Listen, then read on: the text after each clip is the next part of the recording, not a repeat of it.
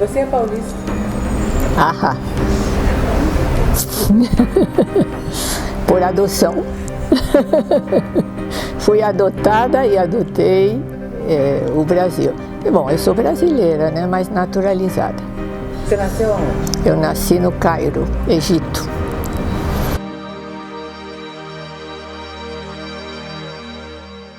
Para começar, eu situaria, logicamente, a minha história dentro da história do lacanismo no Brasil e da fundação da Escola Brasileira de Psicanálise.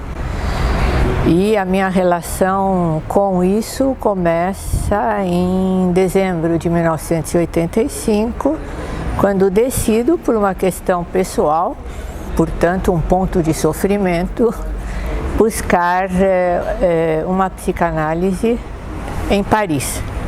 Eu marcaria, em relação à EBP, um momento muito importante, foi nessas idas e vindas para a França, uma vez que eu chego em Paris e Miller não está mais falando de interpretação, não está mais falando de transferência, não fala mais de fantasia, sintoma.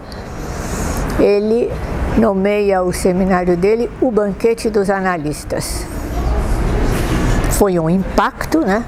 Porque, de repente, parar a transmissão sobre os conceitos fundamentais da psicanálise e passar a falar sobre o Banquete dos Analistas. Conversando após sessões de análise com colegas de outras escolas que nos encontrávamos na sala de espera e depois íamos tomar um cafezinho em cafés parisienses, que é muito agradável, e jogar conversa fora, eu digo para uma colega: que pena que Miller parou de falar sobre os conceitos fundamentais e começou a falar sobre o Banquete dos Analistas. O que é isso? Ela ficou muito brava, era uma barcelonense, que se levantou e me disse: como assim? Você se autoriza da psicanálise lacaniana e não quer saber da escola de Lacan? Não há autorização possível, se alienando da questão da escola. Um ano depois ocorreu o encontro em Caracas, e 2 anos depois, né? E aí foi em Caracas que fizemos um seminário, né? As pessoas ligadas aos grupos do campo freudiano no Brasil. Fizemos um seminário sobre uma discussão, hoje diríamos uma conversação, onde cada um contribuiu com um ângulo do que entendia sobre a possibilidade de uma escola brasileira de psicanálise. Aí começamos a conversar com Miller sobre a MP constituiu algumas pessoas como consultores para tratar da questão da escola. Então já não era mais a partir dos grupos, e sim a título pessoal. Essas pessoas formaram o primeiro conselho da escola, né? E então eu marcaria esse momento em Caracas e esse início de diálogo de algumas pessoas com Jacqueline Miller para a constituição da Escola Brasileira de Psicanálise. E também nesse momento foi um pouquinho antes de Caracas que surgiu a ideia de um jornal, que é a Opção Lacaniana, que começou como um jornal. Foi um pouco antes de Caracas. Você se lembra por que chama-se Opção? Opção me parece que tinha a ver com a questão da escolha. De uma escolha decidida pela psicanálise de orientação lacaniana. Vamos dizer, o que esteve sempre por trás do jornal, revista brasileira, depois revista brasileira e internacional de psicanálise, era um desejo de escola. Introduzir, me parece, no campo freudiano, porque éramos constituídos em grupos, com lideranças, um jogo institucional complexo. vamos dizer, como introduzir a lógica do um por um, que unia aqueles que estavam, que tinham um desejo de escola.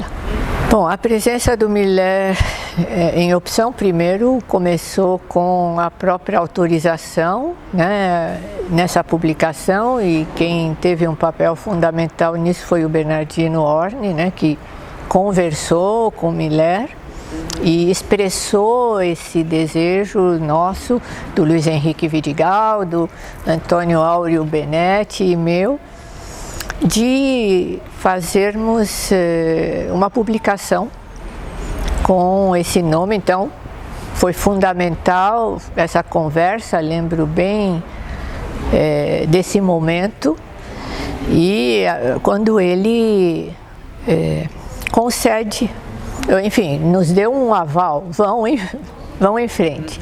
E depois houve uma participação mais direta de Jacqueline Miller, eu acho que foi em torno de 93, quando a revista passou realmente a se chamar Brasileira Internacional. O que mudou sempre era o subtítulo, começou como Jornal Brasileiro, passou a Revista Brasileira de Psicanálise e finalmente, que é a forma atual, é a Revista Brasileira Internacional de Psicanálise.